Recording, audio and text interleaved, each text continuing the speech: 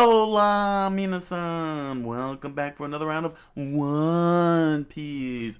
Last episode, we arrived at the cradle of pirate civilization itself, and we're introduced to Smoker. Buggy makes his return along with a very, very sexy Alvida. And with a big giant maelstrom hurricane flowing in, Luffy and the crew had an ultimate fight. They escaped. They were able to escape everybody, and they took to sea in the high waters. And then the lighthouse somehow fired a laser beam at the merry-go, like a tripod from War of the Worlds. Why that is, I don't know, but we're gonna have to find out because the Grand Line is right around the corner. They're not that far away from it, and I want to see this world. So just to note, just to give a quick note, one big thanks to everybody who's been watching these Let's Reads for the past 100 chapters. I've said it before and I'll say it again. Thank you all for your support. Secondly, this is now uncharted territory because now I'm past season 1 of live action One Piece, and I have no idea what to expect. So it's gonna be a fun ride. The discovery is going to be cool. I'm gonna love it. I've already loved those first 100 chapters, and I can't wait to love the next 100. So without further ado, let's get reading. One Piece by H. Oda, Chapter 101, Reverse Mountain. Luffy's upside down, holding onto his hat as his body was covered in water. His eyes were wide open. His mouth took in the rain and filled up like a cup of water. And he freaked out. Oh no, Nami dude, the light's gone out. This is bad. The guiding light is gone, dude. Ah, it's a lighthouse. The light goes off sometime. Nami said. But that's why you brought me along, right? Trust me, I know what to do. Wow, dude, you're impressive. Luffy said to Nami as he pulled himself up and hugged the merry-go ram, the little sheep head. To which Nami replied, Of course. Now get down, will you? No way, you're not getting my spot, dude. Who said I wanted your spot? We're in the middle of the rainstorm. You're gonna drown and die. Anyway, Nami said as she looks at the piece of paper. Looks at the paper. But this bothers me. According to the charts, the entrance to the Grand Line is up on a mountain. That makes no sense. And there she stood before everyone in the galley, with Usopp's mouth gaped wide open and his head turned to the side, along with Luffy with a cup in his mouth. Solo slapped his forehead, and Sanji just stood at the far end, chilling while taking a smoke of his cigarette. That's right. When I look at the chart, I didn't believe it, but look here. The guiding light was definitely pointed toward a reverse mountain on the red line. She pointed to everyone as they all leaned in and looked at the chart, and there was the map where the area of the Grand Line was stretched across over a giant mountain called Reverse Mountain, and there was a canal pointed at the arrow. The sign said, "You are here," pointing to where they are currently at, as they struggle to make their figure out how to get through the mountainous region of Red Line. We have to run into the mountain?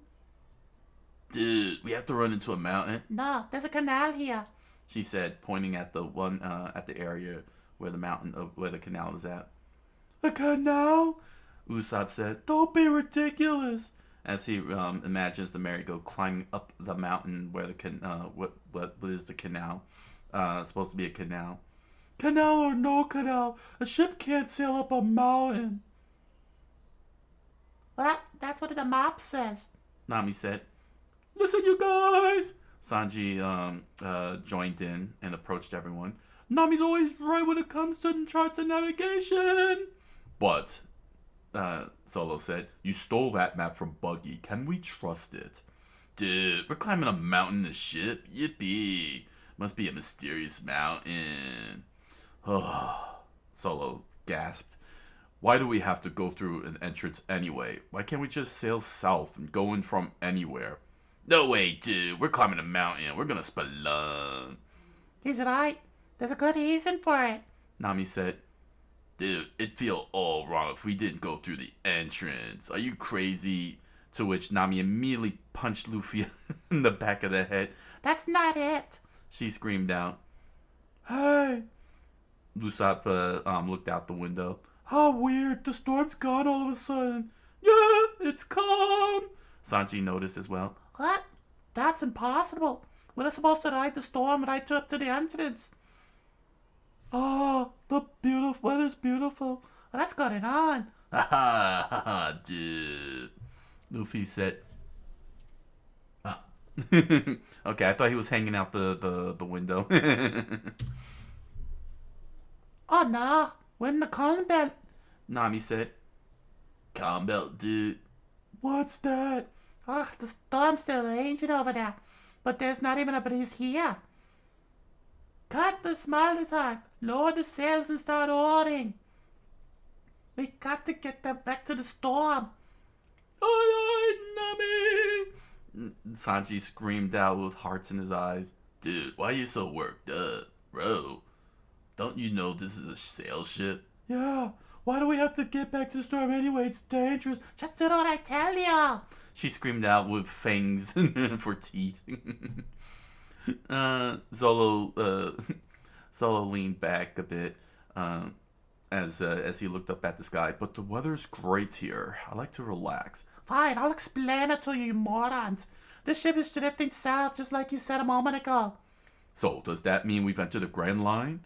I think well, it's that simple. Anyone could do it. She screamed out. The Grand Line is sandwiched between two other seas. The calm belts where no winds blow. She said as the map of the Grand Line shows the calm belts in between. Calm, huh? So there's no wind. So what? So this ocean is... Hey, dude. What was that? An earthquake? Suddenly the boat shook all over the place. And and Usopp screamed out, We're at sea, you fool! Everyone tried to hold on to their balance as the boat rocked side to side. And suddenly, the merry-go was lifted up into the air by a variety of Cthulhu creatures. They all gathered to have a big party and getting ready to have a raid. Hey, we're gonna have a raid, yeah, man. Hey, you got 350? They the big one asked the merry-go. No, we don't have 350. And they all started screaming in pain and horror. Dude, they're huge. Ah, it's a nest of Neptunians. Big ones. Hey, this one doesn't have 350. What do you want to do? Who cares? We gotta party out. The sea monster started continued speaking. Now listen, Solo says. He gripped onto the pole with absolute fear. When these guys go under again, we roll like mad. Got it! Sanji said. Nah, you don't have 350? Then achoo! And the monster sent the merry-go flying as everyone held on for their lives, screaming, ah! To the sound of ooh.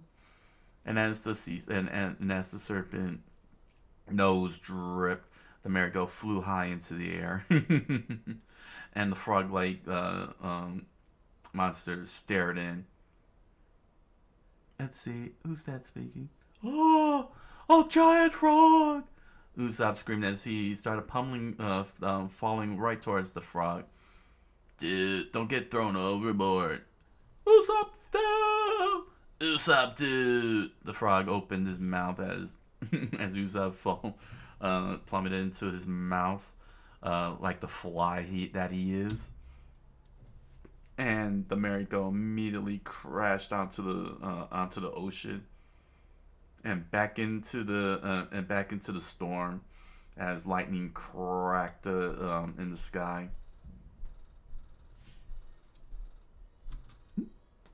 Oh, okay, yeah, Luffy grabbed him. Thank goodness, it's just a typhoon we have to deal with, dude. Luffy said after having rescued Usopp with his long, stretchy arm to keep him from getting killed. Oh, now do you see why we have to use the engineers? Yeah, I get it, Solo said, cowering in the corner as Sanji remained silent, splayed across the floor. That's it. What is? We really do have to sail up the mountain. You still on that? Sea currents. She screamed out. The powerful currents from all four seas converge on that mountain. She said, pointing to the four seas, pointing inward towards the Grand Line and the Calm Belt. The waters would rush up the sides to the canals, collide at the top, and flow out into the Grand Line. This ship is already riding the currents. All we have to do is steer. The vast mountain is a winter island, so when the sea currents collide with it, the upper waters are forced back under. If a ship misses the canal, it breaks up and is swallowed by the sea. Get it?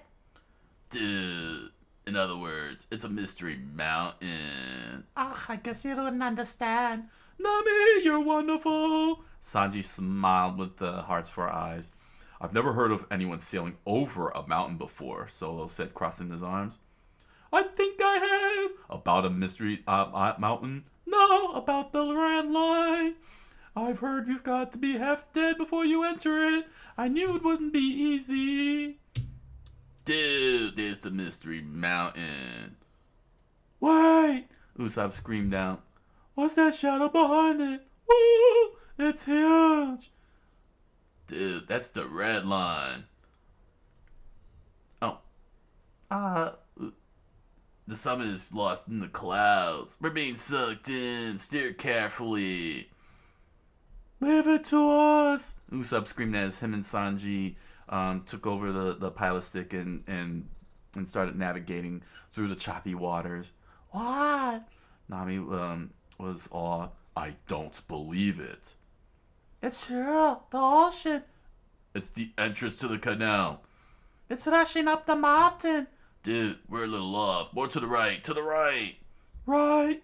You mean starboard? Here we go! And they pushed with and Usopp and Sanji pushed with all their might, and they snapped the stick. Wow! They snapped the stick in half, the whole entire control stick, and Luffy's eyes bulge out, and the fly entered his gaping mouth as Usopp and Sanji fell over with the broken half. The whip staff! Everyone screamed out as as they watched Sanji and Usopp collapse inside. Dude, we're gonna crash! Oh wow! As they arrive at the pylons that lead up, Luffy immediately ran, throwing his hat right to Solo. Gun, and he jumped down in front. Balloon! And he stretched out and placed himself between the merry-go and the pylon, the entrance. And with all his strength, he was able to bounce the ship off of him and prevented the whole entire boat from crashing in. We're safe! Nami screamed out, Luffy, grab hold! Solo reached out as Luffy stretched his hand and caught Solo's hand. Dude. And their hands shaked.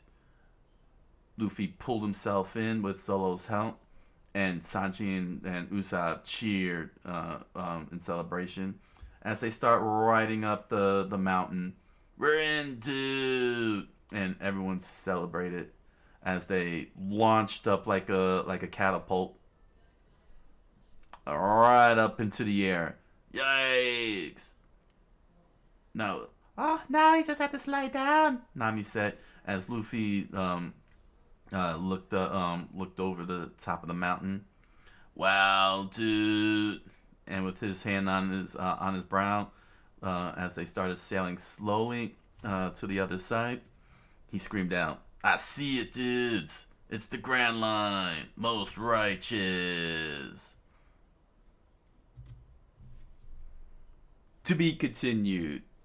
One Piece by Eiichiro Oda. One Piece by Eiichiro Oda, Chapter 102, and now, the Grand Line. Woohoo! We're in the Grand Line! Luffy smiled with glee as he sat at the top of Mariko's head and looked out towards as best as he could the world ahead. This is the world's greatest ocean, dude. Let's go. It's time to get righteous. Wow.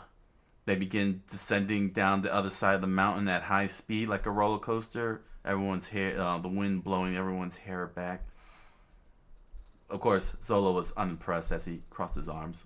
What was that? Did you hear something? Who cares? Let's go, dude. Ah, maybe it's the wind. There are probably lots of unusual rock formations around here. Whoa! Hey, what's that?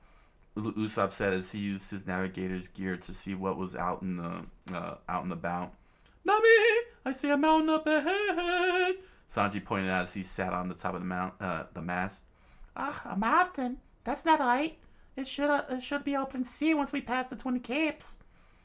And they struggled to see through the weird mist as the sound of "whoa." Dude, I think that's that Nolan dude. That Christopher Nolan dude, he loves his bois. Whoa. And a giant whale appeared. My gosh, that is a giant whale. It's no whale. It's a space whale station. Dude, that was weak. I know. And as Marigo plummeted down, the whale blocked their way out and asked, "Do you have 350? No, dude, we don't have 350. Whoa. What do we do? Should we fight it? Ah, you're nuts. We can't fight a monster like that. But it's blocking our way, dude. Up close like this, it's a wall. Where are the eyes? Oh, then it might not be aware of us. But we're headed right for it. Solo pointed out as everyone's struggling to brace themselves. There's an opening to the left. Hard support. But the whipstaff's broken. Usopp screamed out. Do something. I'll help you. Solo immediately jumped to the top of the deck. Hey, dudes, I got an idea. And Luffy threw something up. No, Luffy's heading right inside. As Nami screamed out, What are you trying to do, Luffy? Meanwhile, Zolo, Usopp, and Sanji struggled to move the whip staff so they could clear the giant whale station. Hard support, hard support. It's no good. We're not turning. And suddenly there was a loud kaboom. A cannon shot from the front and hit the whale right in its belly.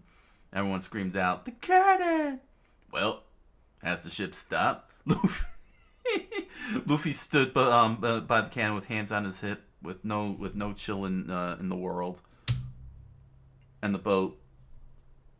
Oh no! The boat bumps into the whale's belly, cracking the entire headpiece off from from its bow. Nami immediately ducked and she freaked out. This is bad. Am I dead? As the thing clunked over, and Luffy saw what happened with his eyes bulging out. Dude, my special seat. No.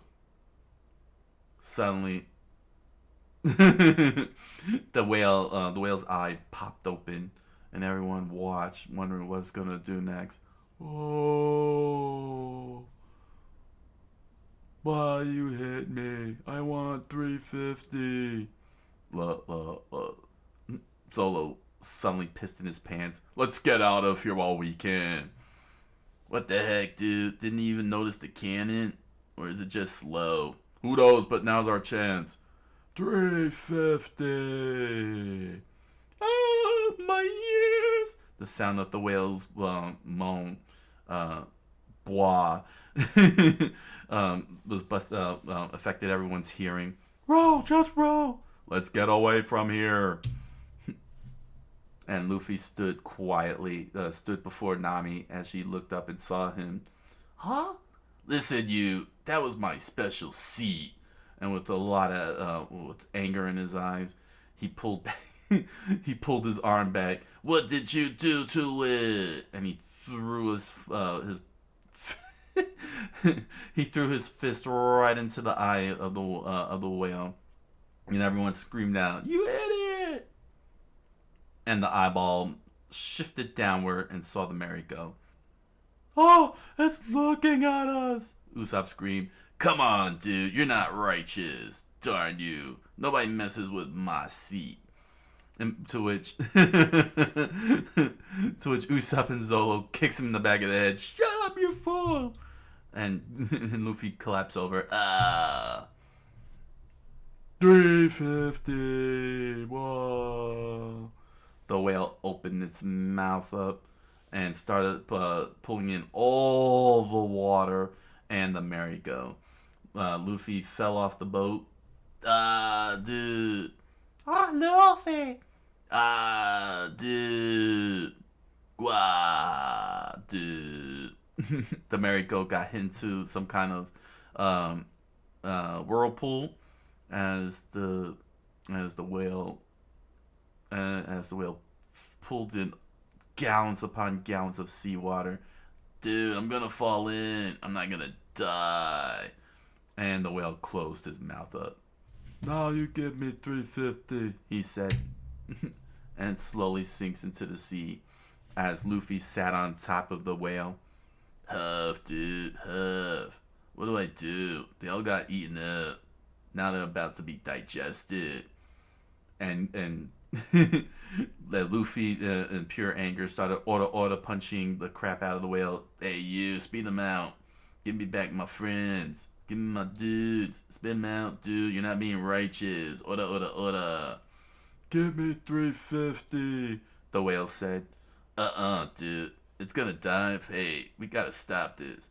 Just a darn minute. I ain't got no 350, so just give me back my friends. We're all going on an adventure, and you're not invited. I need them. 350. To which then Luffy noticed a hatch. Huh? Dude, that's weird. Why does a whale have a hatch? And it dove into the water. What do you think, dude? As the whale dove under, Solo spoke. What do you think? What do you think? Nami said. What do I think? I don't know what to think either. Sanji says he took a puff of his cigarette. I was sure that whale swallowed us whole. Is this a dream? Yeah, it's got to be a dream. The merry-go sat perched with an open sky, birds flying around, and and Master Roshi's house lay before them. But what about that house on the island? Probably a hallucination. And a giant squid popped up. Oh, what's that? Oh, it's a Neptunian squid. She freaked out as Usopp ran away, and it grasped onto the merry-go with all of its tentacles to the sound of boom, boom, boom. 350, it said. Crap, another one that wants 350. What is it with these monsters and their 350?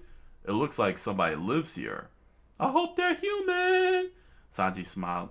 Hey, where's Luffy? Usopp and Usopp said as he and Nami cried. I hate this. I want to go home. And suddenly the whale collapsed over as Okay. I don't know why I said whale. The squid collapsed over with three bulging spears and was pulled in to the sound of "Ooh." Hey, Luffy said as he stared out at the hallway right before him. What is this? What's all this stuff doing inside a whale? Hmm. Hmm. We got a character here. Hmm. Let's see. What voice should I give you? Hmm. Hmm.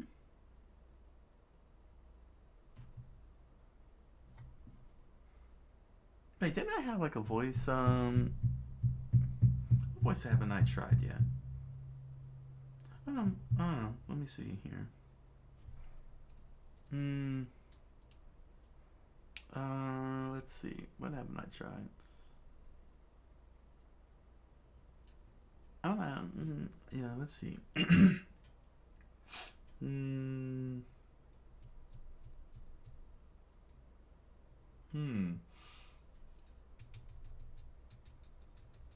I don't even know if what type of cactus this is. Well, as the ship floated in the water, a mysterious person with weird hair stared out and spoke. Ship, eh? Hmm. Hey, should we fire the cannon at the island? Hold on, someone's coming out. Okay, figure that voice out. I don't know who the character is or what the personality is. Mm, to be continued. One Piece by Eiichiro Oda. One Piece by Eiichiro Oda, Chapter 103, The Whale. Sanji pointed out at Master Roshi's house and on the island with its palm tree. It's a flower. A flower. Zolo replied as they saw a person step outside. It was an old man, very tall, with three ropes in hands. As he pulled the giant squid in further. No, it's a man. A man. He got that Neptunian squid like it was nothing. Did he mean to save us, or was he just fishing? And they watched as the squid was pulled ashore, and being ready for prep. And they stood there in silence as the old man glared at Sanji to the sound of rumble. Ooh. The wind screamed as the old man just sat on the lawn chair without a care in the world and started reading his newspaper underneath the palm tree. Say something, darn you! Sanji screamed out. Ooh. The wind mocked. You looking for a fight? Usopp screamed out, pointing at him. We'll take you on. We've got a cannon. Ooh. The wind continued mocking. Ah, forget it. Somebody's gonna die. Somebody's going to die, the old man said. Okay, now that's an old man voice.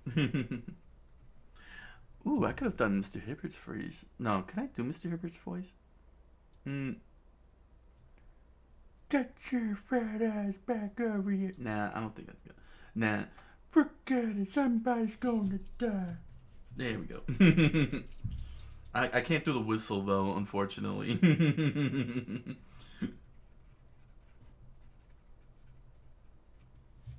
Is that shiny? Well, yeah. What would that be? Sanji smirked. Miss Shiny. Ooh. The air taunted. Listen, you! And Zolo stopped him, calmed him down. Now don't get all steamed up. Who are you, mister? And where the heck are we? He thinks he can make a fool of me. Well, Shiny, isn't it proper etiquette to introduce yourself before you start asking questions? You're right, Zolo said. Sorry about that. Oh, Crocus. Huh, okay. I wish I could do the whistle, the lisp whistle, whistle. My name's Crocus. I'm the keeper of the Twin Capes Lighthouse. I'm 71, a Gemini, and my blood type is AB. I'm going to chop him up. Calm down. Nami said, as Zolo's ready to unsheath his sword on the old man. You know what you want to know what this is? How dare you invade my personal resort and order me around like a bunch of big shots? Get your little butt in their house. And where do you think you are, in the belly of a mouse? Then, what, that whale really did swallow us? Usopp started freaking out as Nami grabbed her head. What's gonna happen to us? I don't want to be digested. The exit's over. The exit's over there.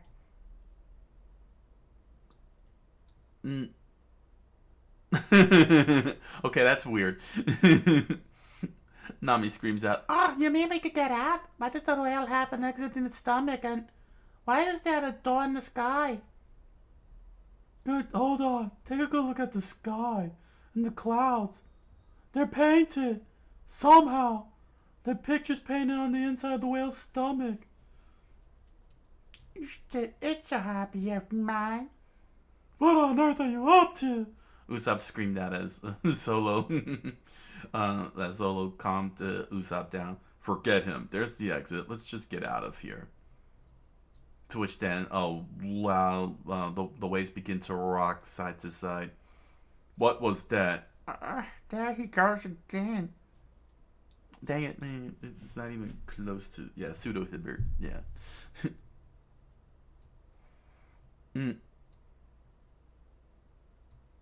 Let's see. Nami pointed out to the island where a ship started to surface up above the waves. She pointed out in shock. Look, it's not an island. It's a ship, and it's made of a metal.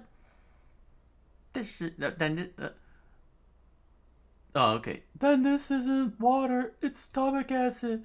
If we stay too long, our ship will dissolve. There who goes, old man. What's happening? This whale is ramming the red line with his head. What? Oh yeah, I saw those terrible scars, and there was something mournful about its cries. Huh? What do you mean? It was asking for $3.50. Yeah, the whale is suffering because it doesn't have $3.50. $3.50. And the whale bashed its head on the side of the rock. Oh, so that's what the old man's up to.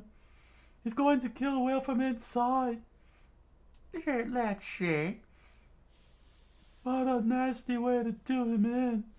Once we know the answer to this mystery, we better go. We'll lose our ship if we stay too long.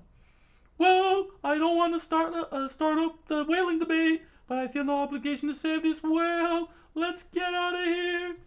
To which the whale bashed its head and blood splurted out of its skin, screaming out, $3.50. Meanwhile, Luffy's bouncing up and down like a ball over in the hallway. Dude, what was that? What's going on? Oh, interesting. Got Mystery Man and Mystery Moon, Mr. Nine and Mr. Wednesday.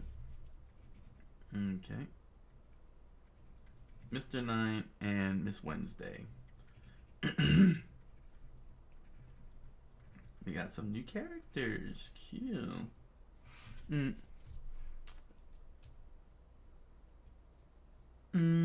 Let's see.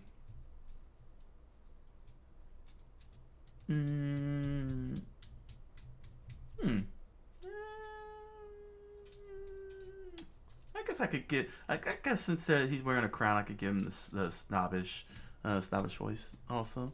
No, yeah. Although I don't want to do that because Hamapo has a snobbish voice too. But then again, there's always the accents, regional accents. Well, we've made it this far, undetected, Miss Wednesday. The stomach is just on the other side of this door. The old man is probably there. We have to finish him if we want to take this whale. Ooh, no, let me see. How can I pull up a stomach? Yeah, no. I almost did Buggy's voice there.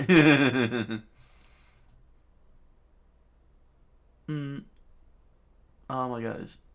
Oh. Okay, you know what? Fine.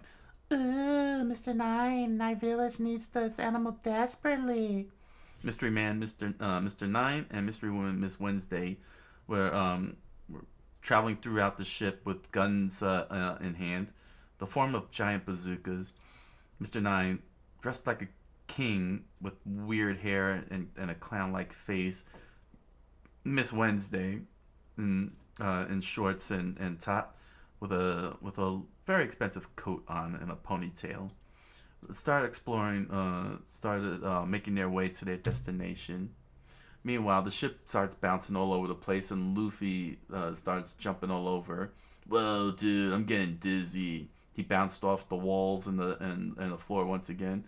What? It's a dead end. Oh.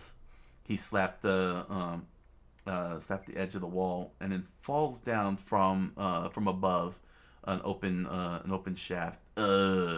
What now? Luffy sat up and noticed the water beside him. Is it a sea? A river? Looks like a canal. It's probably the sewers. I hope I don't run into any Ninja Turtles. And the ship tilted once again. Whoa! And Luffy slid all over the place. Meanwhile, back at the merry-go. Hey, with all this sloshing going on? We can't reach the exit. If we don't get out of here, we could all be killed, and Luffy too. I don't think he's in the stomach. I saw him get tossed out of the whale's mouth. Hey! Usopp pointed out as he saw the old man jump right into the acid. The old man jumped in. What's he doing? It's going to be dissolved. And he dove deep into the acid bath as he passed by bones, lots and lots of bones of fish and people, ships that had sunk, treasured, rusting in the ocean, and swords barely malleable. He's heading for the exit. We'd better get out of here too before this well gets any crazier. Woo! The acid began sloshing again, side to side. Our only chance is to row. Come on. Meanwhile, inside the ship. Okay, Miss Wednesday, we'll open it on 3, 2, 1, baby. Be ready to fight. Oh, you know what? I could have done. Oh, could I have done Austin Powers? Groovy. No. Do I make you Randy? Ooh. Do I make you Randy? Honey, yeah, baby. Nah, that's terrible. No. That's not gonna work. Nope, I can't pull off Austin Powers. Oh, Roger, Mr. Nine, let's do it. They were ready to bust open the door and start firing away when Luffy was running at high speed towards them. I can't stop, dude. I can't stop. Help. Miss Wednesday and Mr. Nine looked back. Ooh, what's that, Mr. Nine? I don't know, Miss Wednesday, but he is coming quite fast at us. Dude. Ah! And Luffy crashes into them, busting through the door, and they all flew into the air, catching everyone's attention on the ship below. This isn't good, Miss Wednesday. That's a sea of stomach acid under us. No. Luffy? Zolo noticed the captain floating in the air. Hey, so you're okay, dudes. Luffy? Then save me! Everyone fell into the water and immediately dissolved into into skeletons. The end. Nope, that was a great show, everybody. Thank you all for watching. We just saw the end of One Piece. Unfortunately, Luffy died, and nobody can.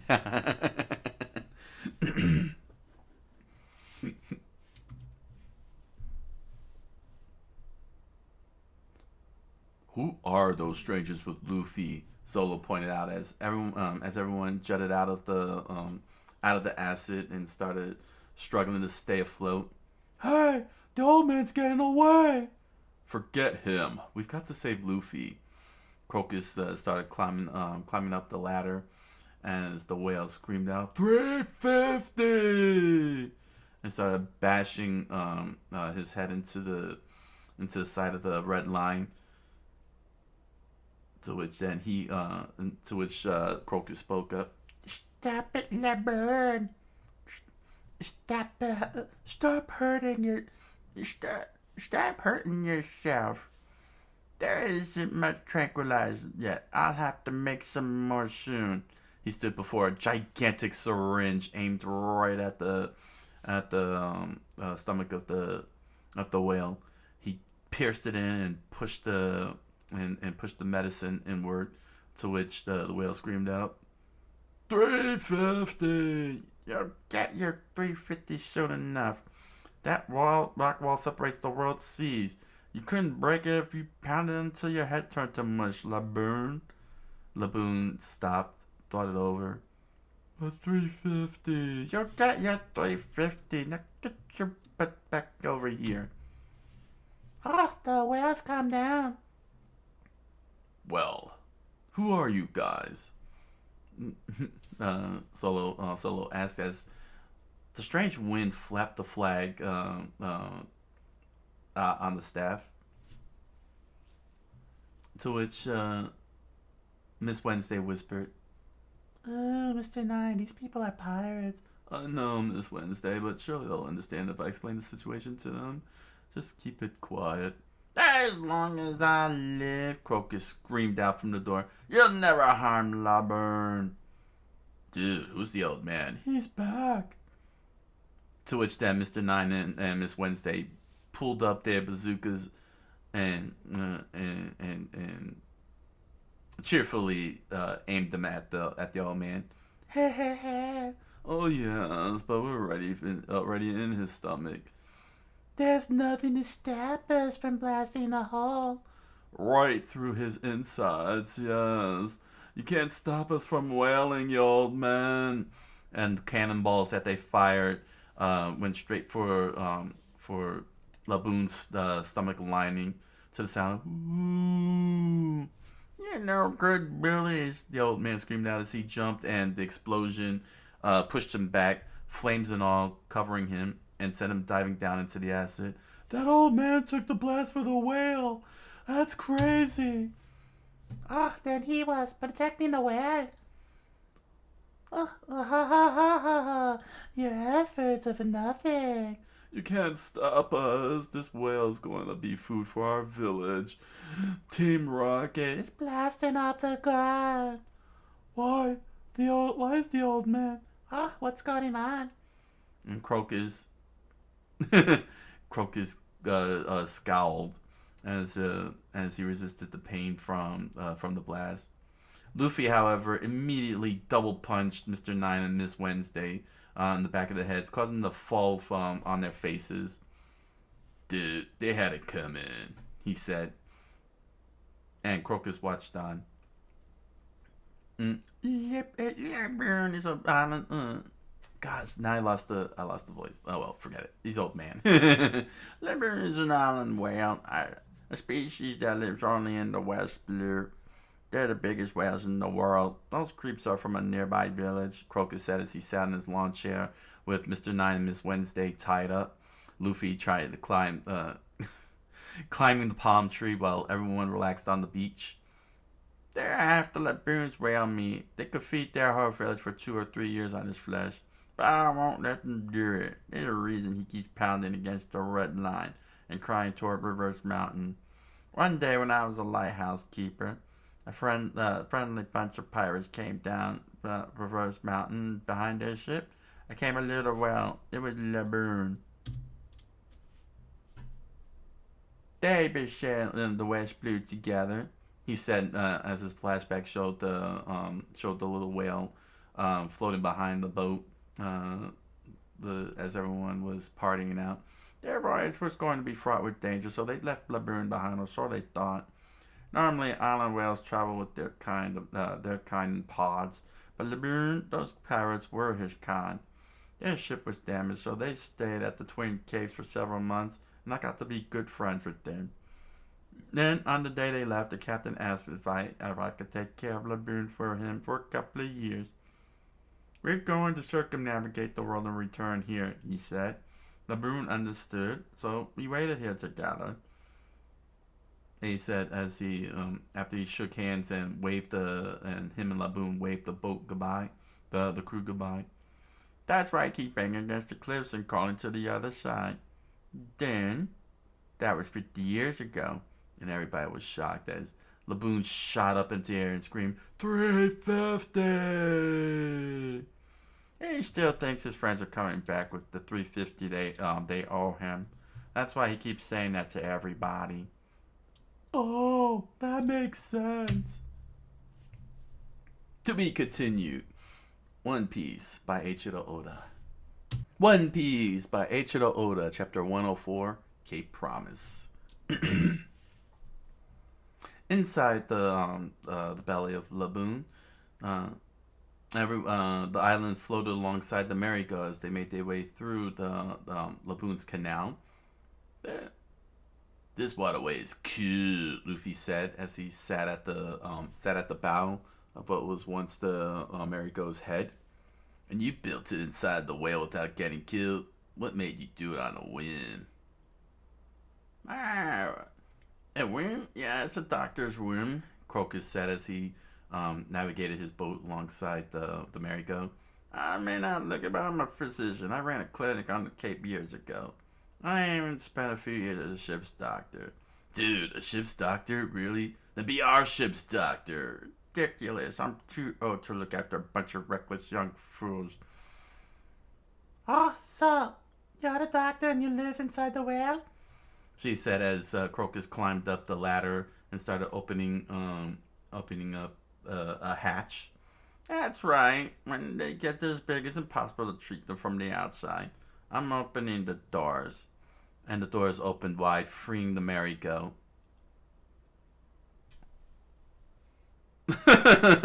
Wow, dude, we're outside a real sky, Luffy cheered. What do we do with these two? Who'll be asking that question?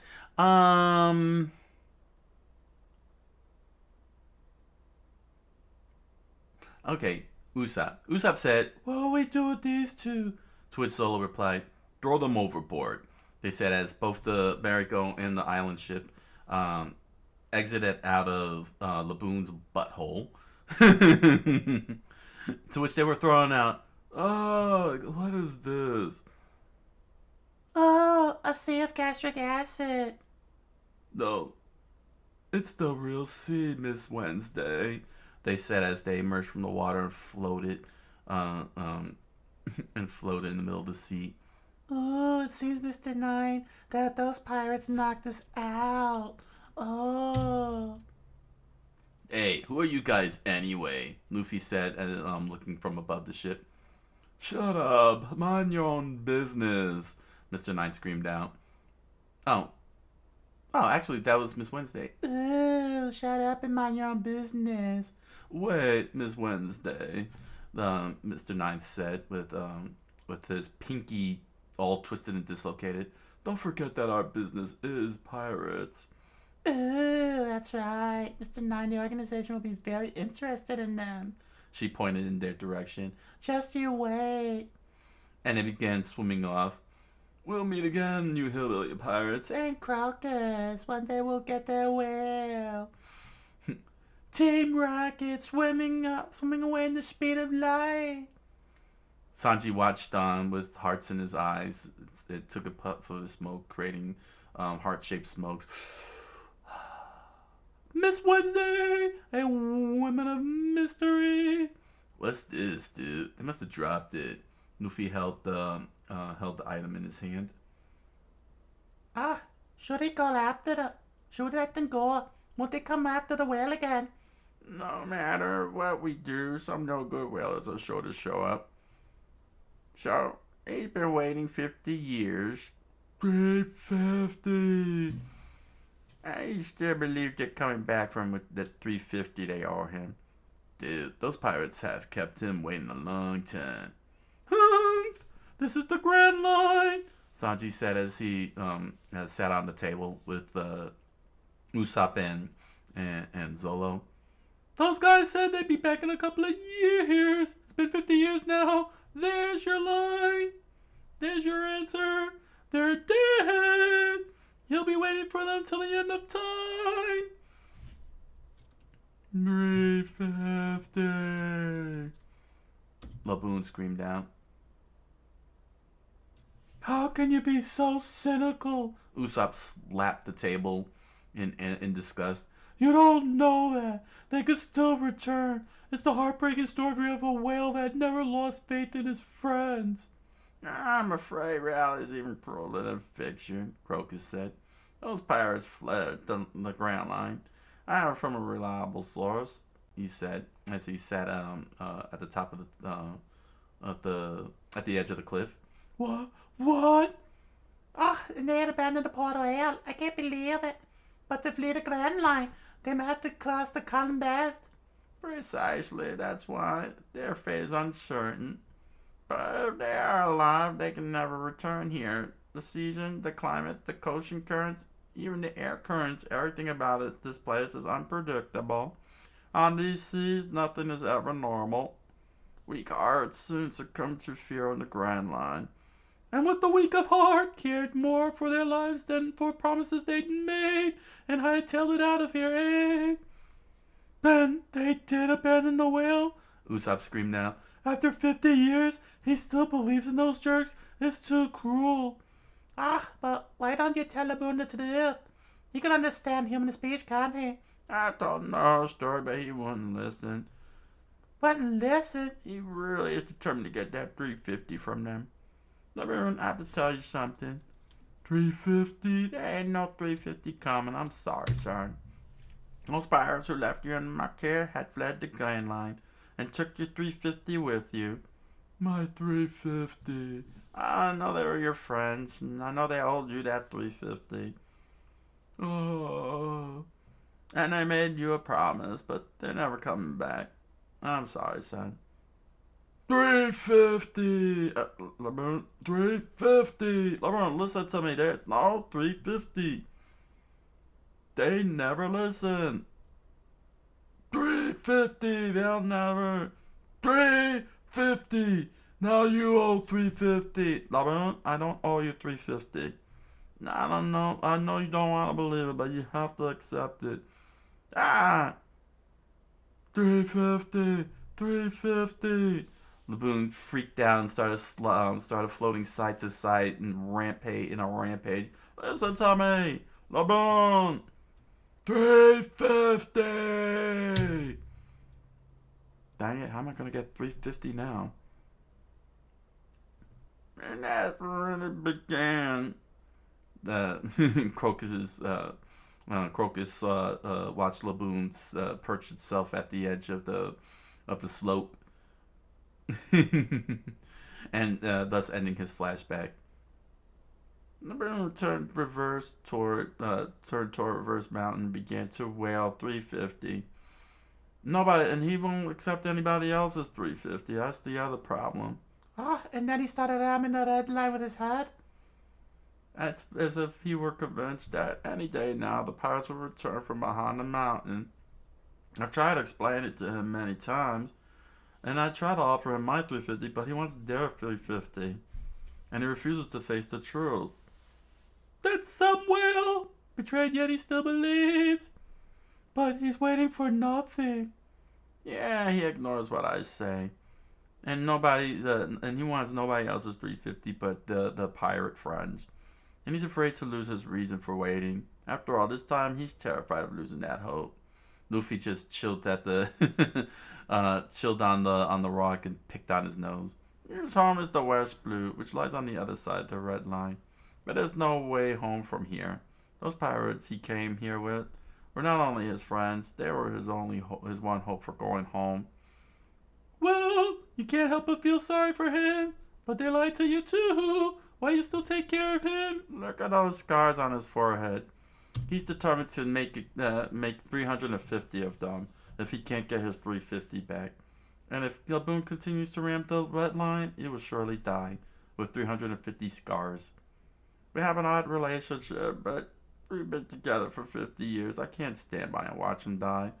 Wah, dude! Luffy immediately freaked out and climbed up the side of Laboon. Huh? Nami was shocked as Luffy ran up with the mast in hand, screaming, "Rah!" What's that idiot doing? You take your eyes off him for 1 second, Ed. Maybe he likes climbing mountains. Okay, I've reached the top. Is that your newest wound, dude? Luffy ran with the mast in hand over the scarred surface of Laboon's skin and saw the new opening. Gum gum. He stretched his arms up in the air with the mast flying high, and then slammed it right into the wound. Bouquet.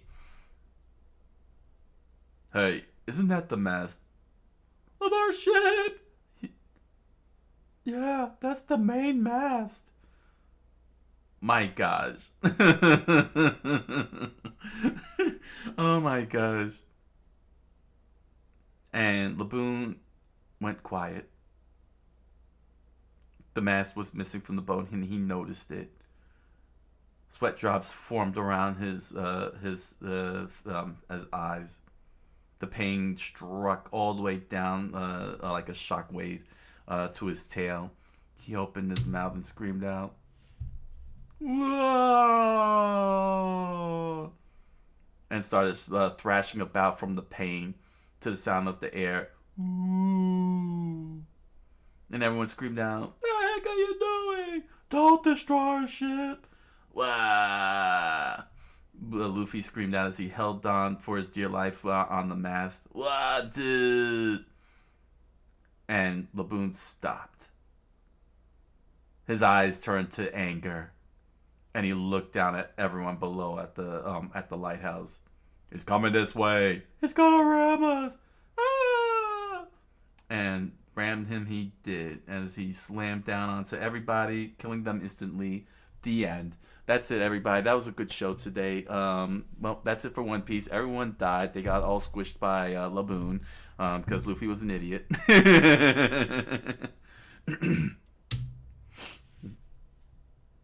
Hey, kid.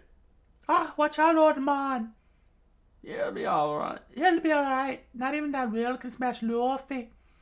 Nami says she pushed the Crocus to the side, and Laboon freaked out and screamed again.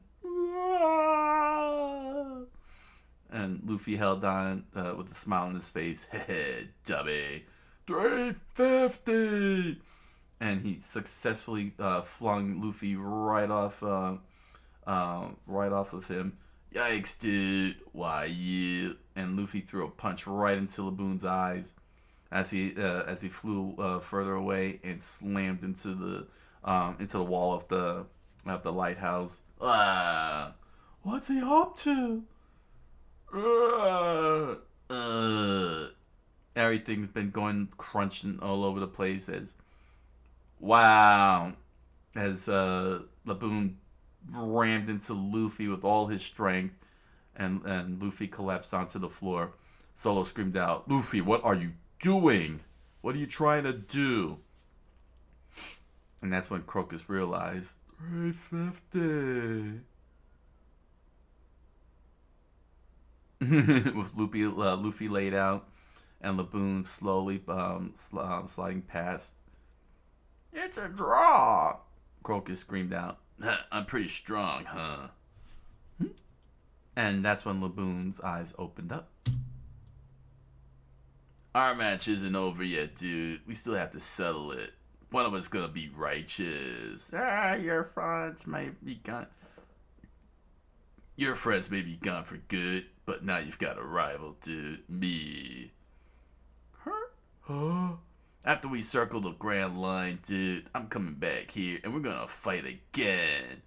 Thurs, forget about that 350. Now you're gonna deal with me.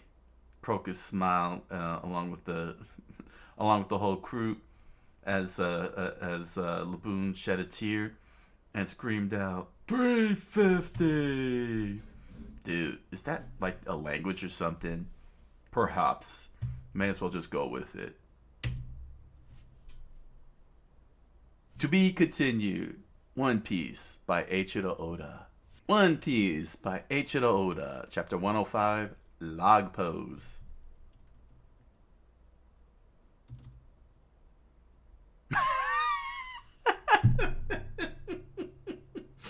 Oh my gosh. Oh no.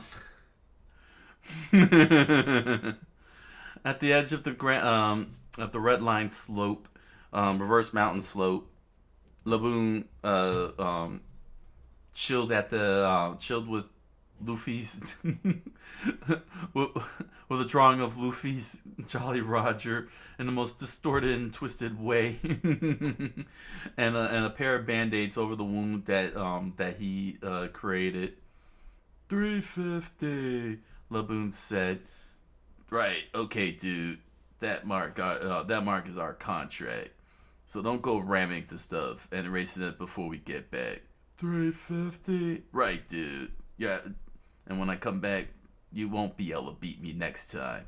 350. The Laboon agreed. Crocus had a smile on his face.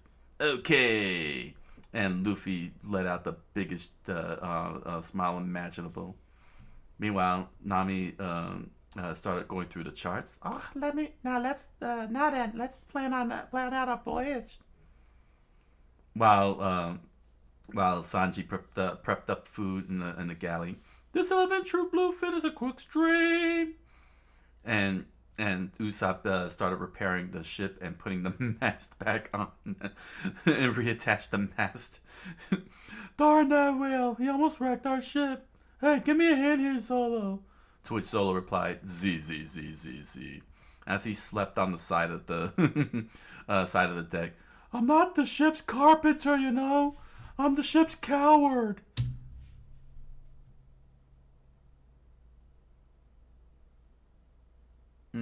And suddenly there was a loud scream. Ah! Which freaked out everyone, including Laboon. Hey, dude, what's all that racket? What's wrong, Nami? Sanji hurried with the plate of food. If it's lunch you want, I have it all ready. I'm...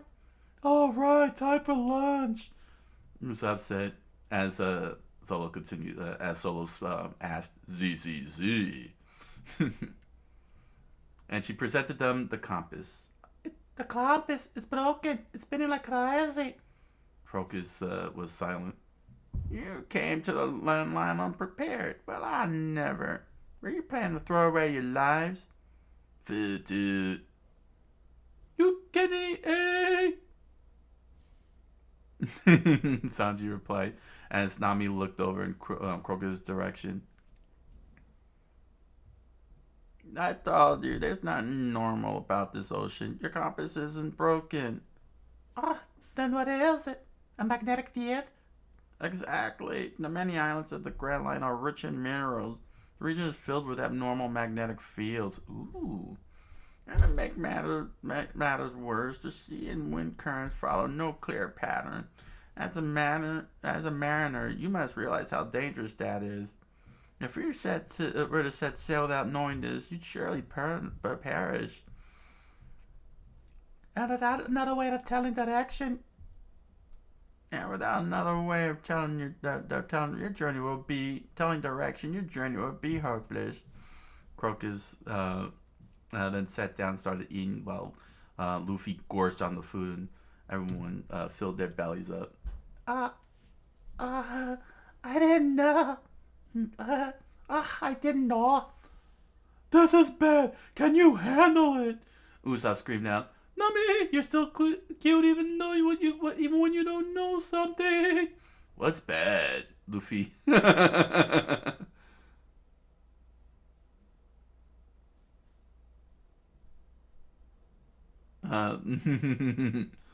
Luffy Luffy asked, having not paid attention, to which Nami screamed out, Shut up! "Hey, the blueprint trunk is good." Guys, Luffy, pay attention. There's a serious issue here. As Luffy gorged onto the bluefin trunk, the old man explained, "You've got to have a log pose if you're going to sail the Grand Line. A log pose? What's that? It's a special compass that records magnetic fields." "Dude, you mean a weird compass?" "They have an unusual shape. Like this." He presented the device that he had picked up prior to getting rid of Miss Wednesday and Mr. Nine. "Yeah, it's like that. Just getting it to the ground line is hot enough. Without the log post, navigation is impossible." I see, but wait a second. And Nami threw a punch in Luffy's stuffed mouthed face. Where did you get that? "Those strange people. They dropped it when they left." Those two. "Why'd you hit me for?" Just cause. "Just cause. I like that game. Too bad I don't have my PlayStation with me." So this is a log post. It has no markings. "The many islands of the Grand Line have magnetic fields that operate according to their own peculiar laws. Therefore, you must record the magnetic field that connects one island to another in the log post, and then sail to the next island." Nami continued staring at the watch that had a small dome on it with a compass needle dangling off a small string floating in midair. Unlike most normal compasses, it was reacting properly and pointing in a specific direction. Crocus continued on. "On this ocean, normal navigation instruments don't work, so you have to depend on your log post to display the magnetic fields. Using this mountain as your start point, you must pick one of the 7 magnetic fields. No matter which island you begin from, all the routes eventually become one, and the last island of them all is Raftel."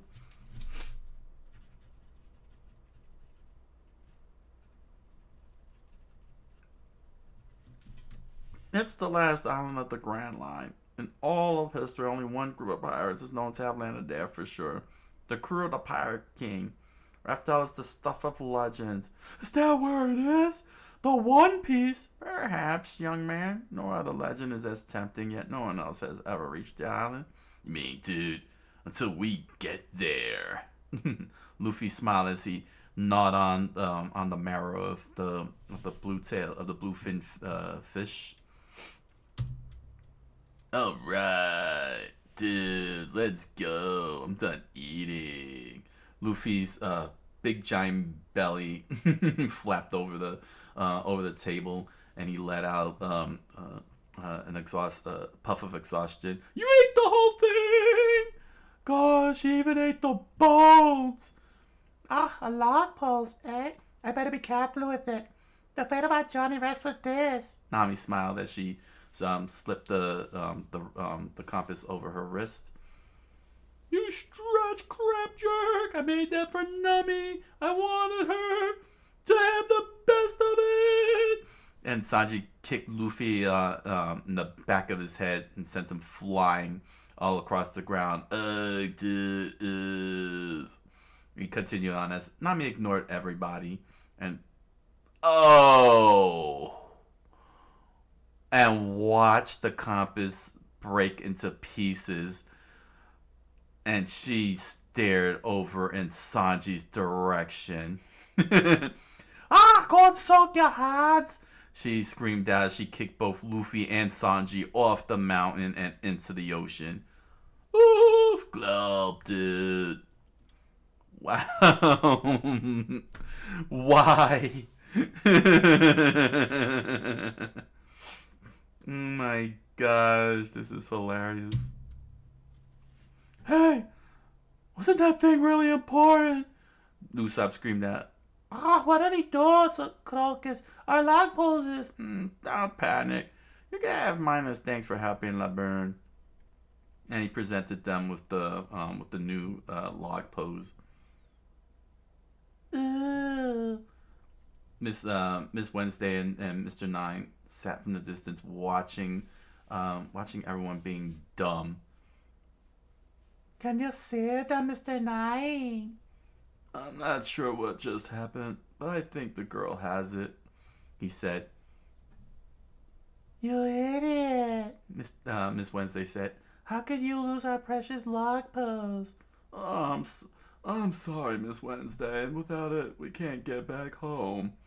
We should have bagged that whale long ago. Ooh, we should have bagged that whale long ago. They said as they sat perched at the edge. If we don't get back and explain things to the boss soon, he'll have our heads. Yes, we have to get back somehow. We can't afford to wait even if we don't have any weapons. And that's when they heard a loud boom in the high in the sky. Huh? It can't be. It's the Unluckies. That's right. We've been gone too long. It's Mr. 13. The mysterious sea otter, Mr. 13.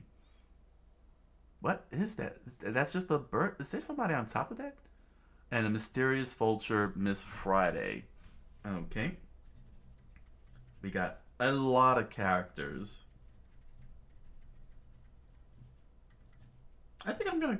I think they should all have snobbish voices, just just out of obnoxiousness. It's Miss Friday. Wait, it wasn't our fault. Some pirates jumped us. We'll explain everything, boss. To the boss. We didn't betray him.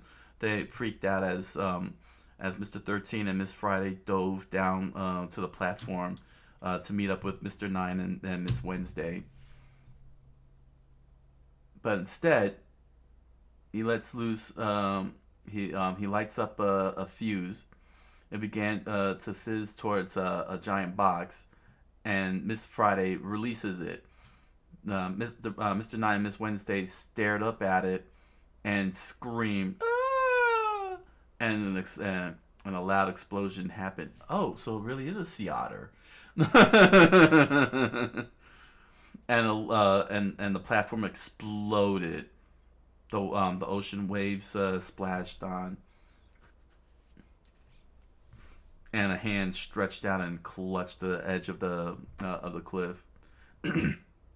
Gah! Miss Wednesday said, "Gug."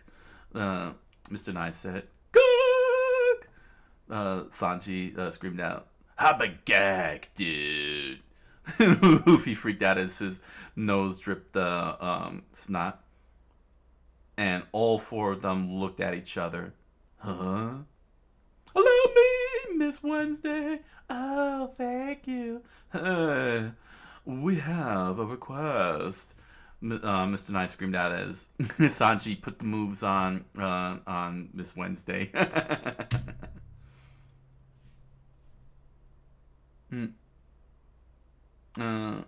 Nami, moments later, back at the lighthouse, everyone gathered, and Nami asked, Whiskey Pete, what's that? "It's the name of our town." And you lost your ship and you want us to take you home? Why should we help you, Mr. 9? You tried to kill the whale. Who are you guys anyway? "I am a king." To which Nami immediately grabbed his cheek. Liar. "Ouch." And immediately Mr. 9 Miss Wednesday prostrate before them. and said, We can't tell you. "We just want to go home. We promise to repay you, and give the whale 350. You can forget it, dude. He don't want your 350. It's not our fault. Miss Nine said. Our work requires us to be secretive. Our company's motto's mystery. That's all we can reveal. We appeal to your kindness and compassion. "Yeah, I don't trust those two," Crocus said, crossing his arms. "Those two are no good." By the way, we broke the log poles you dropped. You still want to come with us? "What? You broke it?" Mr. Nine freaked out as he saw the damaged compass. "That log post was mine." Yes, we got down on our knees and begged, and you're stuck here too? Oh, but we have one. Nami smiled. But we have one that could all scale us. "We appeal to your kindness and compassion." They immediately slapped their hands onto the floor and buried their faces into the ground. Trot, she tricked us, that Mings. "It's okay, dude. You can come with us," Luffy said.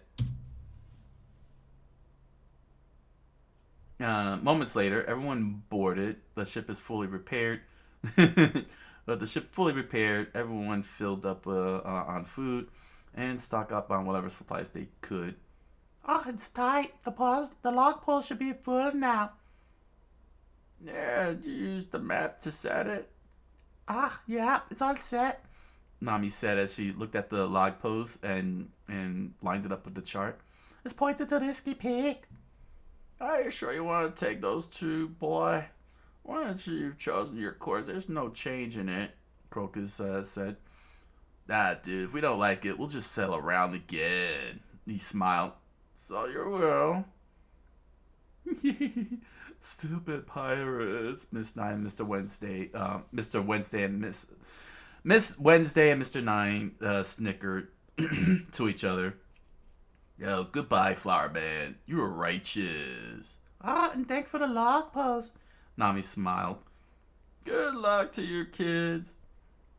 "Dude, goodbye, whale. 350. Most definitely, dude. We will have our rematch. 350. Could that bunch be the pirates we've been waiting for all this time? That boy has a strange air about him, eh, Roger?" the old man said as he watched the merry-go sail out to its first destination, the Whiskey Peak. To be continued. One Piece by Eiichiro Oda. Well, that was a very good start. That's actually a pretty smart arc to have made. Oda-san did a good job with this one, with this set. These 5 chapters, he kept it nice and condensed, but what was great about it is that he was able to now expand the world and establish the rules of the Grand Line and what we are to expect. And what a world build. All these 5 chapters was all about world building. We had nice little rest again, more rest and preparation. Interesting that we went with the whale, this whole whale thing. He decided to go with this whole whale thing. It was pretty fun. It gave us a nice little fun side plot. Nothing too big, nothing too special. It's just all about the whale. Established new enemies, Mr. Nine, Miss Wednesday, and basically how their boss treated them. And and most importantly, we got the world built. We got the rules of how all of this works. And let's go through this step by step here. Let's start here because it's very good to for us to get a good firm understanding. So we got the Grand Line right here and the Red Line. So the rules is that the Red Line is this mountainous region that is near impassable. There's only there's this one spot along the Grand Line that you got to climb over, which is the Reverse Mountain. So let's chart that. Let's do the chart here. Here we go. And then we got the mountain, which makes the Red Line. So we got Red Line. And this is very good for for future reference in case as they keep going into the locations and they make any mentions of anything regarding the red line or the grand line, have a little reference on how the rules work so as to not get thrown off when they encounter new areas and new people and they bring up these things. Okay, you got the reverse mountain, which is where you run along the Grand Line.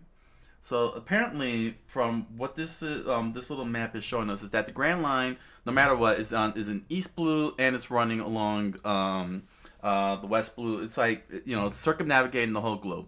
So so where Luffy and the gang are at, they could go to the Grand Line, their side, of the red line. There is a Grand Line also, and you could go there too. But if you want to go to the other side of the Grand Line, to the other part of the Grand Line, which is past the red line, you have to go through the reverse mountain, which they show. There's a special canal made that allows the water to go up and over the mountain. Which is very interesting. And once you're on the other side, it's difficult to get back to the other side. You have to go somewhere else to be able to pull that off. So apparently, the red line and the grand line, from what Nami explained earlier in the series, is that they both circumnavigate the globe. So you can't get to one side or the other without going through something like this, a spot like that, the reverse mountain, a canal like shape, which is very fascinating. Let's see here. Canal. Let me just note that there's a canal here. Okay. So, now along this canal is what's called the Calm Belt, which runs parallel, not too dissimilar to the, like, we have the what was it called, the Capricorn. You know what? Hold on. Let me pull up Google Maps here, because we have a similar type of I forgot what it was called. It was something of Capricorn, and there was the other one. So it seems to be modeled like that. This calm belt, like the Grand Line is the equator. It seems to be modeled after the equator, and the calm belts, both the both ends, is supposed to be similar to a let's see here. I keep forgetting the name of that dang spot there. Let's zoom out. Yeah, see, here's the equator. Don't they there was a name for that. Because I get where it was going with. Because here's the equator, this whole line, right here, and then there's supposed to be a line, two lines along here. It's not showing that. Okay, let me pull this up. Wikipedia. We're gonna have to go to the wiki. Hey, I said Wikipedia. Dang it! When I say Wikipedia, you give me Wikipedia. Let's see here. Equator. Yeah, the imaginary line, which seems to be, yes, the Tropic of Cancer and the Tropic of Capricorn. That's it. The tropical circles, and then there's and of course there's the Arctic and Antarctic circle. But yes, the Tropic of Capricorn and the Tropic of Cancer. That's what I was trying to figure out here. Its southern hemisphere counterpart, marking the most southerly position at which the sun can be seen directly overhead, is the Tropic of Capricorn. So the Tropic of Capricorn is on the south, the Tropic of Capricorn is the north, and they run alongside the equator, relative to the equator. And so that's what how you say. That's what this is here. This is the Tropic of Cancer and the Tropic of Capricorn. The Grand Line is the equator. And so basically they're very, very dangerous seas. If the calm belts, both sides, there's no air, there's no nothing. You're just basically stranded dead if you don't know how to navigate it properly. If you don't navigate it properly, you're basically dead in the water, because there's no wind that blows around. So this is actually pretty cool. I'm very curious if Oda-san is is like a naval expert. You know what I'm saying? Some kind of naval expert. Like he's been to the sea and everything. Because a lot of the things he has come up with is pretty impressive. He made the Grand Line the equivalent to the equator, and the calm belt, both northern and southern, are the Tropic of Cancer and Capricorn, which is pretty amazing. Very inspirational world build going there. You know, it feels like he's using a great amount of knowledge to it. No doubt crazy. But we get introduced to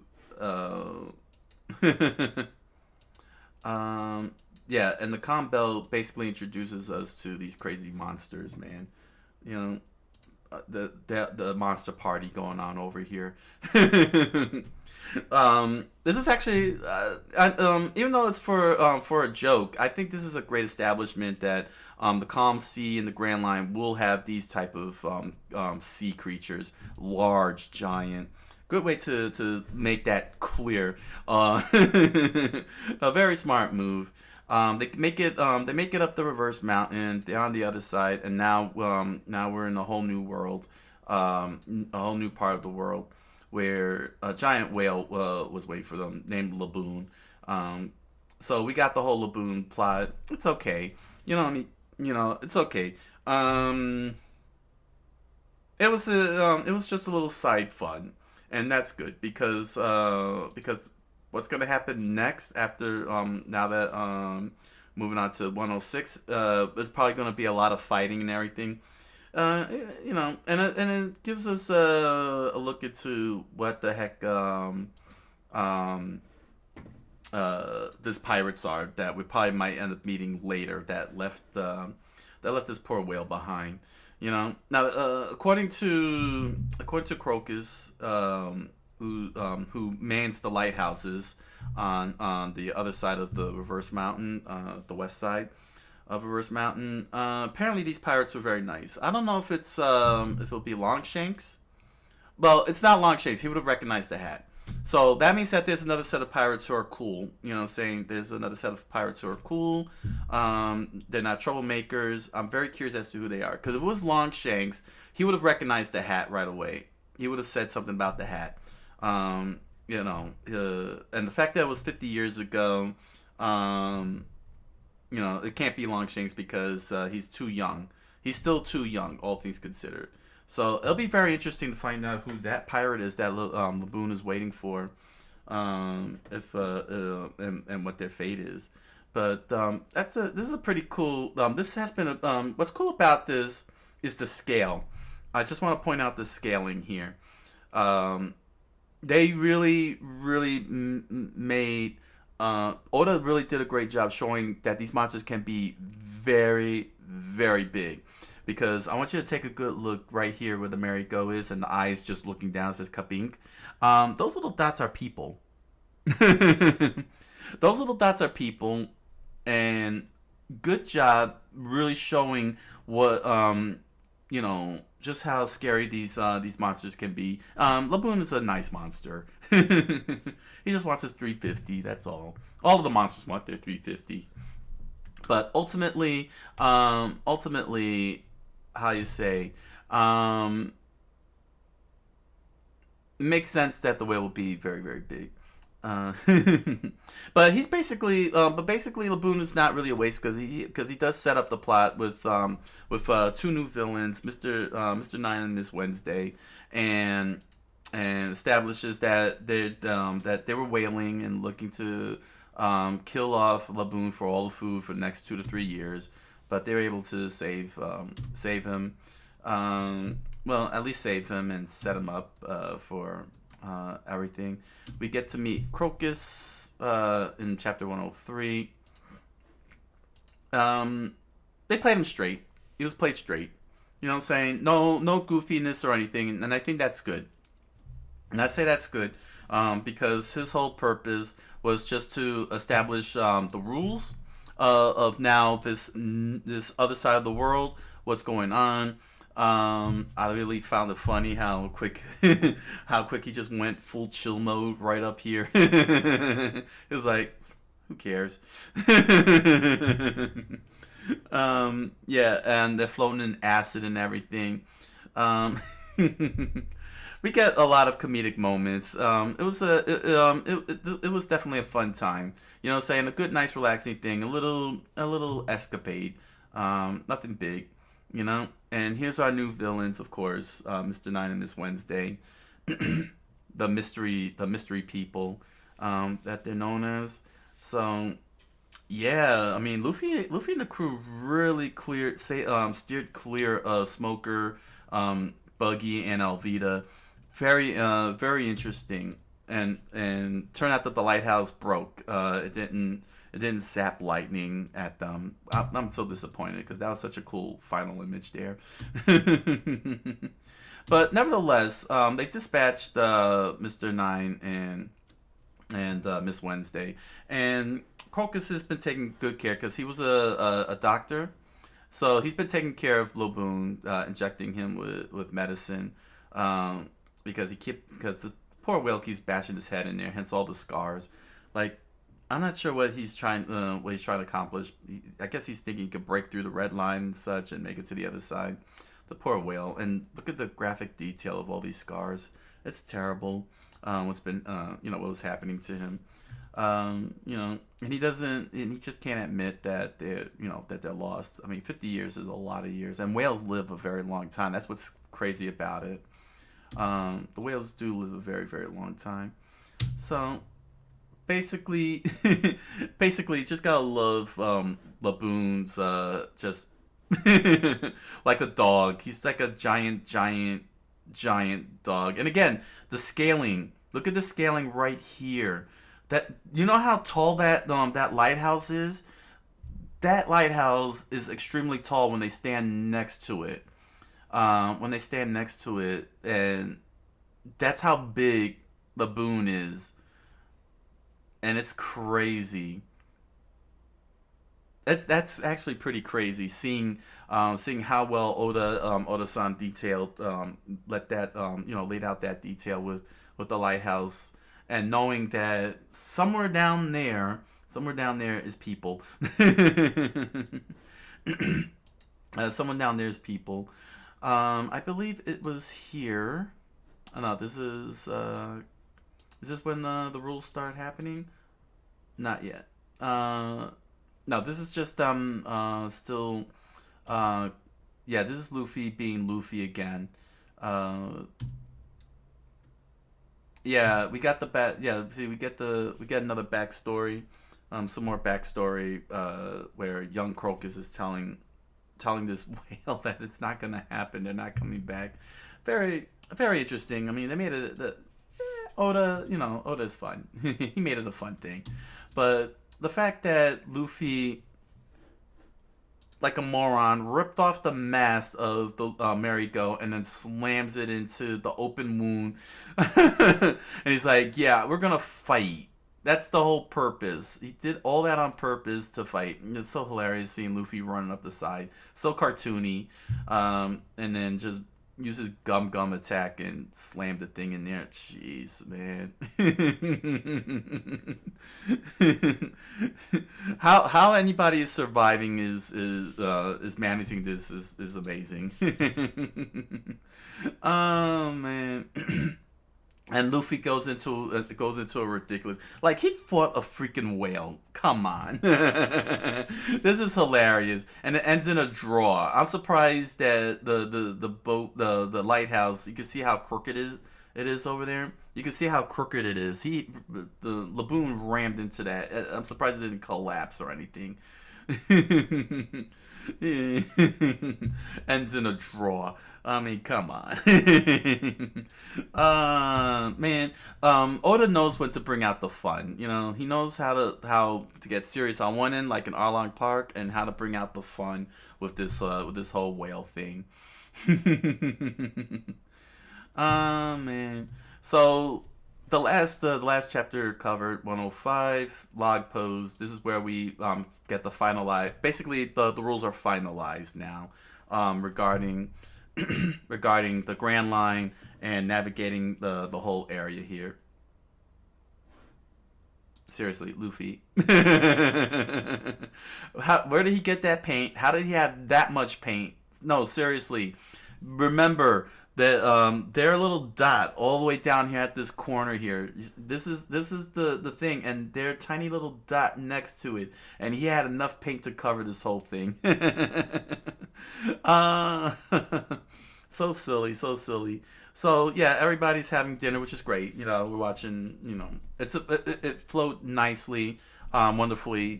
Everyone having dinner while discussing everything. Very well done. What I mean, a good chance to learn the rules. As we see here, the compass, the compass is spinning like crazy, and that's because the islands have magnetic fields that disrupt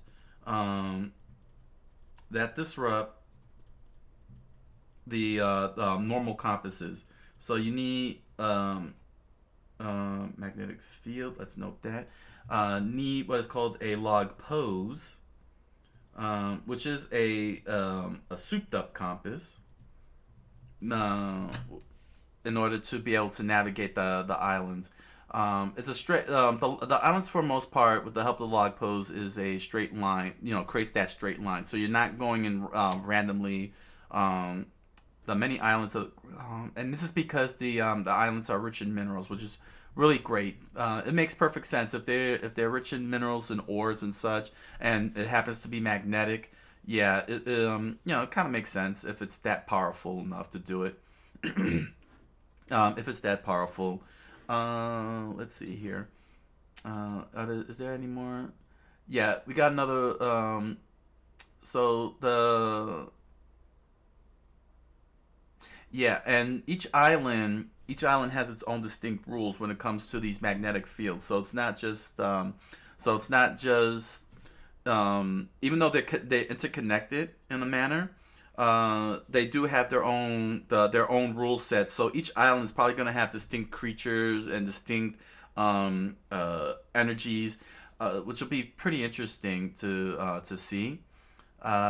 Which is actually great because Oda was able, because that means that Oda-san set up many storylines that he can work with each island that they come across, and keeps the story fresh and not end up different. Perfect. That's a perfect way to establish your world build, and assure that there's always going to be a fresh story, a fresh arc. And I was wondering about that. I was kind of wondering how he was able to pull that for 20 years, and this rule answered my question. He gave each island its own distinct ecosystem. Clearly, from what I'm reading here, I can rightfully assume that they have their own unique ecosystem that is adapted to whatever the strength of the magnetic field is, with which the log pose will allow Luffy to go island hopping to what is the final island called Raftel, which only one person ever made it, and that was Gold Roger. Implied that it was Gold Roger who made it out there, who made it out there. Here's a look at the map. Here's the chart map right here. This ocean normal navigational instruments don't work, so you can't use regular instruments. But as you can see, there's like 7 points to start from. It looks like Luffy's in the middle one when you cross over the red line, and they all converge to that one point. 7 magnetic fields. Let's see, using this mountain as your start point, you must pick one of the 7 magnetic fields. So whichever one you pick, that's your route, and you're stuck with it. Apparently. And once you reach the end, all the routes will converge into one single route, and that leads them to Raftel, which is where the One Piece might be at. They think that's where the One Piece might be at. Only the Pirate King himself made it over there and survived everything. The last island of the Grand Line, that's Raftel. So now we've now it's established the destination, what the destination is, what the challenge is, which is kind of it's very interesting. That there's 7 routes to choose from. I'm very curious which one they're going to pick. I I'm very curious which one they're going to pick, but it's pretty good. Of course, Sanji and Luffy being stupid and ended up breaking the log pose, but good thing Crocus got one. And then we get to meet another villain, which took me a while to realize. I know it said sea bass, the sea otter. I just couldn't make out the drawing here. It's very difficult from the way this is done to really tell if that's what the sea otter looks like. It was very hard. It was very hard. But Mr. 13 and Miss Friday showed up and dropped a Sunday surprise on Miss Wednesday and Mr. 9. So apparently failure is not an option with the mystery group. And not only that, but animals are apparently sentient enough to be able to join these teams and do these crazy stuff.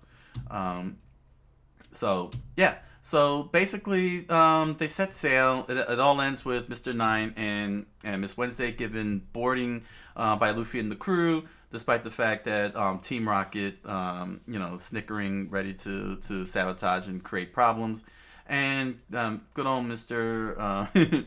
And good old Laboon screams out 350 one last time as everybody sets sail to the first island, which is Whiskey Peak. They're on their way to Whiskey Peak. So, yeah, this set of chapters was pretty good. Saying we had some fun. We had a little fun time with the whale. We got new villains introduced and how they operate. They're very flamboyant and well dressed. Animals are also part of the team, and they will destroy you if you fail your mission. And we got all the rules needed for the Grand Line, navigating the Grand Line, and how each of the islands, well, not how each of the islands. We're going to be discovering that as we move along. But the point is that we got an idea of how the island chains work on this side of the Grand Line. I love the fact that the Grand Line is treated like the equator, and the calm belt are the Tropic of Cancer and the Tropic of Capricorn. That is very ingenious for a show about for a story involving naval navigation, naval seafaring navigation and so on, and really gives the world something very unique, parallel. Makes you wonder about the age of exploration back then. Saying going through all that sea and everything, and coming across the Tropic of Cancer and Capricorn and the equator. Man, it's pretty cool. But nevertheless, now we have now that the foundations are laid out, we're going to find out in the next set of chapters. Moving now, we're gonna really have exploration. Well, what I'm saying, we're gonna have real exploration and see all sorts of new and wonderful stuff, and I am excited for it. I am so excited for it. This is awesome stuff. Woo! So be sure to comment, like, subscribe, follow. You know you want to, and head on over to Amazon.com and BarnesandNoble.com and grab yourself a copy of The Impossible Man, a strange fantasy novel written by me. You'll find that. Find the links in the description down below, along with links to other merch such as pins, stickers, t-shirts, and music. Make sure you stop on by, grab yourself some. Thank you for your patronage. Enjoy the merch. Try doing that very fast. And if you're interested, you can volunteer to join my Patreon and lend your support if you're interested. And if you want to hang out with me and catch everything live, you can head on over to my live multi-stream on YouTube and Twitch every Monday through Thursday, 10 o'clock p.m. Eastern Standard Time. Alright, so until the next set of chapters, thank you all for joining me, and I wish you all a good night, a buenas noches, and oyasumi nasai.